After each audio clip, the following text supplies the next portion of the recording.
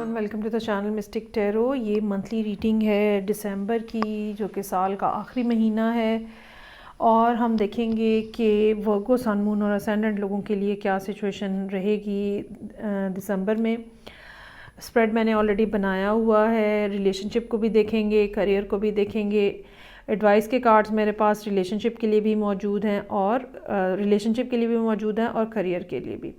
Start जो है वो रिलेशनशिप से लेती हूँ, तो इसको मैं साइड पे कर देती हूँ और हम देखते हैं कि क्या इस महीने की सिचुएशन है जो कि यहाँ पे मौजूद है।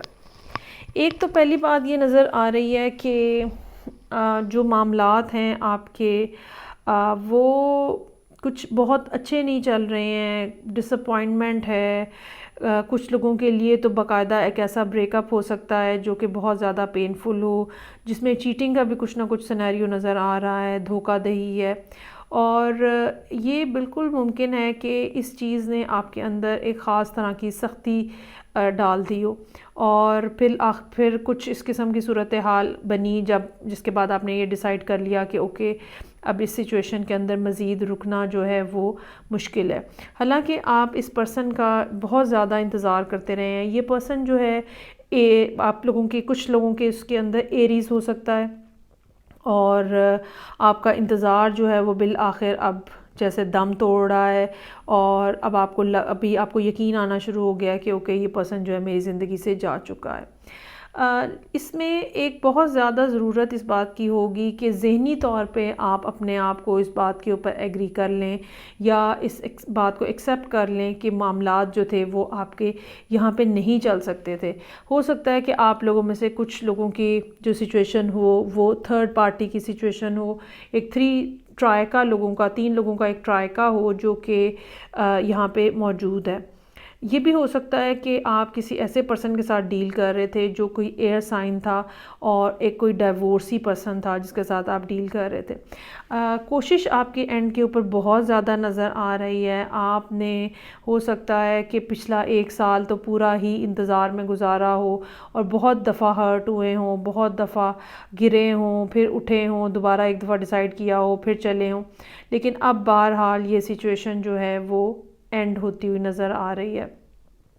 इसमें एक गौरतलब बात जो है वो ये ज़रूर रहेगी कि इस टाइम के ऊपर, अब जबकि ये रीडिंग मैं कर रही हूँ, ठीक है, ना सिर्फ एक्लिप्स जो है वो है 4 दिसंबर का, जिसके अंदर मरकरी भी इन्वॉल्व है जो कि आपका असेंडेंट लॉर्ड है अगर आप वर्गो असेंडेंट है तो। इसके अलावा अगर आप वैसे भी वर्गो सन या मून है तो भी आपको डिफ़िकल्टी का सामना करना पड़ेगा, क्योंकि आपका जो मरकरी है वो कहीं ना कहीं आपके लिए डिस्टर्बेंस का बायस बना है। दूसरी बात ये कि अगर आप वर्गो असेंडेंट है तो आपके 3rd हाउस में ये सब एक्लिप्स और ये सब कॉम्बिनेशन चीज़ों का बना हुआ है, जिसका मतलब ये है कि जो एबिलिटी है आगे बढ़ने की, काम करने की, इनिशिएटिव लेने की, एक्सपेक्ट करने की कि पॉजिटिव होगा, वो भी कुछ थोड़ा ठंडी हुई हुई है। और आप जैसे काइंड ऑफ हाथ पे हाथ रख के बैठे हुए हैं और आप इंतज़ार कर रहे हैं कि अब कब कुछ हो और किस तरह से चीज़ें आगे बढ़ें। तो जैसे ही ये एक्लिप्स लगेगा और उसके बाद अगले 1 हफ़्ते के दौरान फिर चीज़ें जो हैं वो आहिस्ता आहिस्ता ये जो मिस्ट बनेगी और ये जो केओस होगा ये अपनी अपनी जगह पे सेटल होगा। सो चांसेस आर देयर कि कम्युनिकेशन जो है सबसे पहले वो बहाल होने का इम्कान है। अभी तक जो कम्युनिकेशन है वो जैसे रिस्ट्रिक्टेड है, लिमिटेड है। ज़हनी तौर पे आप बिल्कुल तैयार नज़र आ रहे हैं कि मुझे इस सिचुएशन से बाहर निकल जाना है, आपने अपने तौर पे बिल्कुल फ़ैसले किए हुए हैं, लेकिन चांसेस आर देयर कि ये पर्सन जो है ये आपसे दोबारा कम्युनिकेट करे एंड ऑफ द मंथ तक जाते जाते। आप अपनी जगह पर डिटरमिन्ड भी हैं कि ओके, नो मोर, बस अब जितना करना था कर लिया, अब नहीं और होगा। और काफ़ी ज़्यादा नज़र आ रहे हैं स्ट्रिक्ट, लेकिन चांसेस आर देयर कि कम्युनिकेशन हो और फिर आप उस टाइम के ऊपर डिसाइड कीजिएगा कि असल में अब आपको क्या करना है। यहाँ पे जो आपके लिए एडवाइस के कार्ड्स हैं वो have faith in your dreams है। अच्छा, अब ये बात जो है फेथ इन योर ड्रीम्स, ये बात जो है ये ऐसे है कि इंडिविजुअलाइज्ड है।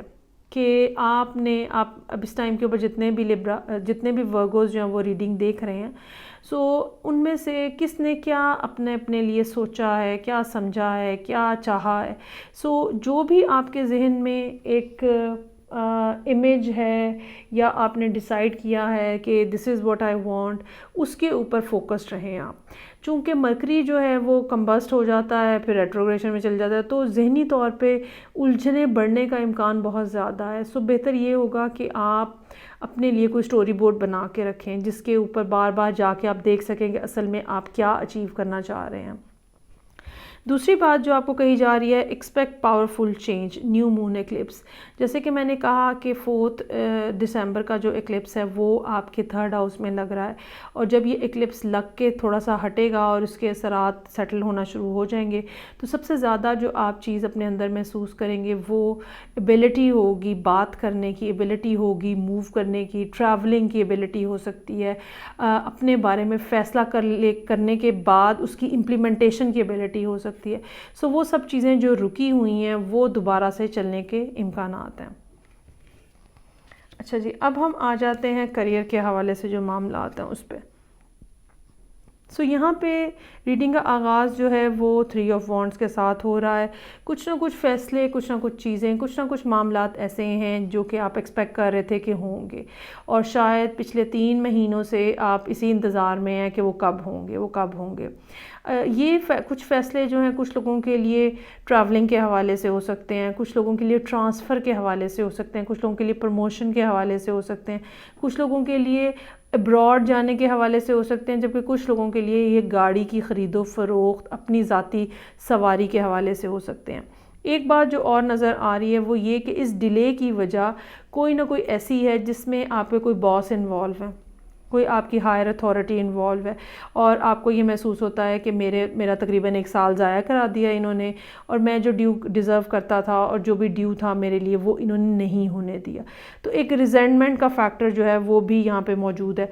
कुछ लोगों के लिए हो सकता है ये रिजेंटमेंट जो है बहुत ही ज़्यादा इमोशनल प्रेशर का बायस बने, और कुछ लोगों के लिए ये रिजेंटमेंट के साथ साथ फाइनेंशियल प्रेशर भी जो है वो मुमकिन है कि आप फेस कर रहे हों। सो अब जहाँ तक ये मामलात हैं कि ये कैसे सेटल होंगे, आप अपनी जगह पे बहुत ज़्यादा डिटर्मिन्ड है, फ़ैसला अपनी जगह पे आपने किया हुआ है, आपको लगता है कि अनकरीब अब आप इस सिचुएशन से बाहर आ जाएंगे। इस सारे सूरत हाल में यकीनन जो आपके को-वर्कर्स हैं, या ये कह लें कि आपके वर्क प्लेस के ऊपर कोई ना कोई लोग ऐसे हैं जो कि आपको कुछ अच्छी एडवाइस दे सकते हैं, या आप उनको अगर उनसे एडवाइस वर्बली नहीं भी लेते तो आप देखें कि वो एक्ट कैसे कर रहे हैं, और वो जिस तरह से एक्ट कर रहे हैं आप उससे भी कुछ ना कुछ अपने लिए डिराइव कर सकते हैं, डिटर्मिन कर सकते हैं। बेहतर ये होगा कि लोगों से मशवरा करें और उनकी एडवाइस को खुले कानों से और खुले दिल से सुने, और उसके बाद अपने लिए आप ख़ुद डिसाइड करें कि आप क्या करना चाह रहे हैं। यहाँ पे जो एडवाइस के कार्ड आपके लिए मौजूद हैं वो बहुत ही इम्पॉर्टेंट हैं और आपको सीरियसली उसको कंसिडर करना चाहिए। पहला कार्ड क्रिएशन का है। अच्छा, ये जहाँ पर भी क्रिएशन होती है हमारी यूनिवर्स के अंदर, आप नोट करें, बीज के पौधा बनने से लेकर बच्चा पैदा होने तक हर एक क्रिएशन जो है उसका एक टाइम पीरियड है, उसकी एक लिमिट है, उसका एक ड्यू कोर्स ऑफ टाइम होता है जिसके अंदर वो सब कुछ होता है। सो यहाँ पे आपके लिए भी सिचुएशन जो है वो ये है जहाँ पे आप कुछ ना कुछ क्रिएट करने की कोशिश कर रहे हैं, स्पिरिचुअली या फिज़िकली। तो इसमें 2 बातें बहुत ज़्यादा इम्पॉर्टेंट है। एक बात तो ये कि अब हमेशा अपनी थिंकिंग को पॉजिटिव रखें। आपके साथ कुछ भी बुरा हुआ है, आपको बहुत ज़्यादा डिसअपॉइंटमेंट है, आपको बहुत ज़्यादा फ़ाइट बैक करना पड़ा है, लोगों ने आपको प्रेशराइज़ करने की कोशिश की है, व्हाटएवर जो भी हुआ है, लेकिन अगर आप अपना माइंड सेट पॉजिटिव रखेंगे तो वो जो क्रिएटिव स्किल है आपकी वो भी उभर के सामने आएगी, और जो चीज़ क्रिएट होगी वो भी पॉजिटिव होगी। दूसरी बात, जब भी ये क्रिएशन का कार्ड आता है, ये कार्ड हमें ये बताता है कि सब कुछ अपने ड्यू कोर्स में होगा। आप किसी चीज़ को पुश करके कोई बटन बार बार दबा के जल्दी नहीं कर सकते हैं, तो आपको इम्पेशेंस जो है उससे बचना है। जब तक मामला जब तक काम पूरे से पक नहीं जाएगा, जब तक सूरत हाल पूरी तरह से आपके फेवर में नहीं हो जाएगी, यूनिवर्स वो आपको डिलीवर नहीं करेगी। इसका बात का आपको पता भी होना चाहिए और इस बात पे आपको यकीन भी होना चाहिए। अगर कोई चीज़ आपको नहीं मिल रही, उसकी दो रीज़न्स हो सकती हैं। एक तो अभी तक वो प्रॉपरली क्रिएट नहीं हुई उन पैरामीटर्स के मुताबिक जो कि आपने डिमांड की हैं यूनिवर्स से, ठीक है। और दूसरी बात ये हो सकती है कि अभी वो राइट मोमेंट और वो राइट टाइम नहीं आया जब वो चीज़ आपको मिलती है। तो बेहतर ये है कि अपनी कम्युनिकेशन स्किल्स जो हैं वो जैसे ही ये मरकरी का कुछ पीरियड बेहतर होता है, जो कि सेकेंड हाफ ऑफ द दिसंबर होने का इम्कान है, बल्कि उससे भी थोड़ा लेटर, तो अपनी कम्युनिकेशन स्किल बढ़ाएं। और कम्युनिकेशन का मतलब ये नहीं है कि आपने बोलना है, कम्युनिकेशन का मतलब यहाँ पे ये है कि आपको सुनना है। what other people are saying, what they are trying to tell you, you just have to listen all that।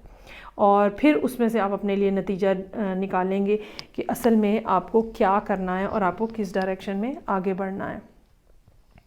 ठीक है जी। सो ये हो गई वर्गो लोगों के लिए रीडिंग। आई होप आपको अच्छी लगी होगी। फीडबैक का मुझे इंतज़ार रहेगा।